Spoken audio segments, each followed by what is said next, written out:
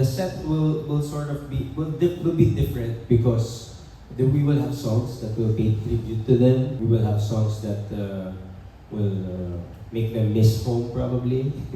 Yun, it's gonna be a celebration of being a Filipino on the global stage.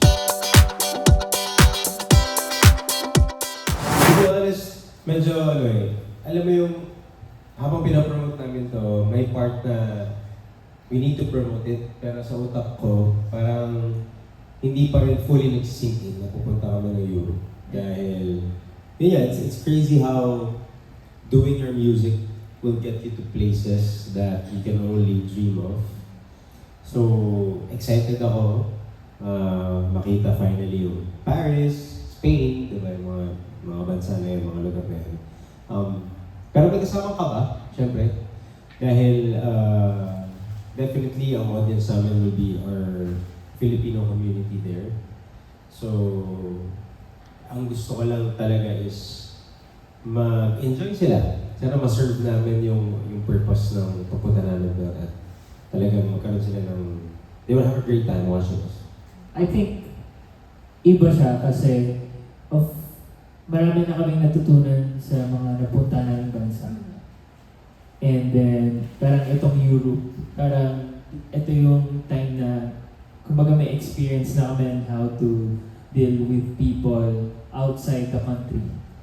And also, kanina nabanggit din sa isang conversation na we'll have English translation ng mga songs para makakater sa mga ibang lahi bukod sa mga Pilipino. Kasi nabalitaan namin na may mga pupunta daw na say European or foreigners outside Europe mag-fly in sila just to watch us. So yeah, we're so excited. Ako naisip kong word to describe it is meron siya laging kakaibang thrill. Kasi I think yun kasama talaga yun sa touring life. Na hindi mo alam yung pupuntahan mo.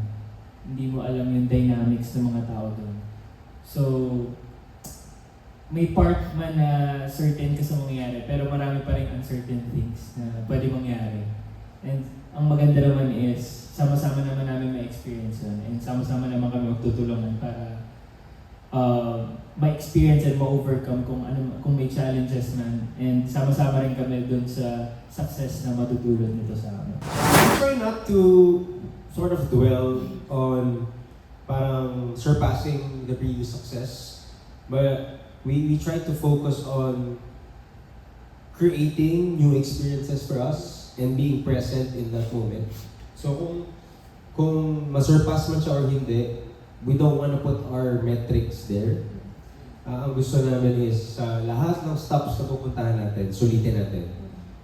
Ilan man yung audience na manood sa atin, our gauge for success is we're be able to achieve our purpose.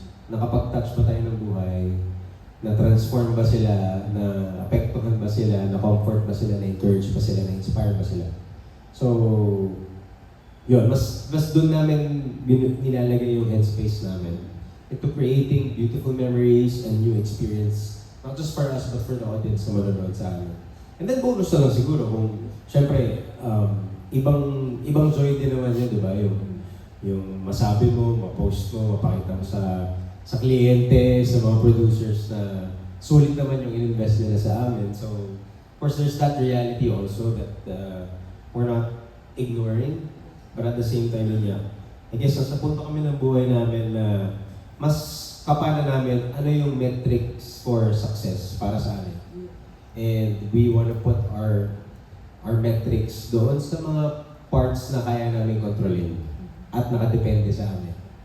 And yung mga parts na hindi namin kontrolado, pinapapasa-Diyos na namin. So, if God will give it, then thank you, Lord. If not, then thank you pa din because just the mere fact of being able to go to Europe, doing our music, doing the thing that we love, is already such a big blessing. We were intentional about speaking to the OFW sa Europe because yun nga, I feel like kami as simpleng Juan, kami ay representation ng mga batang naging recipient, naging beneficiary ng mga magulang namin na yung iba sa sa amin, especially kami na Japs, OFW babies kami talaga. Wherein yung mga magulang namin have really spent a lifetime building a career abroad so that we can be supported and we get to get good education, live comfortably, ganyan. So, intentional kami in honoring the Filipino community, in honoring yung mga, diba, modern day heroes natin. So the set will sort of be will be different because we will have songs that will pay tribute to them. We will have songs that will make them miss home probably. Yun, it's gonna be a celebration of being a Filipino on the global stage. So yun siguro yung something different that they can look forward to. And also, para naman sa mga fans na hindi makakapunta sa Europe, gagawa naman kami ng video. I-document namin yung experience para ma-feel nila na nasa Europe din sila.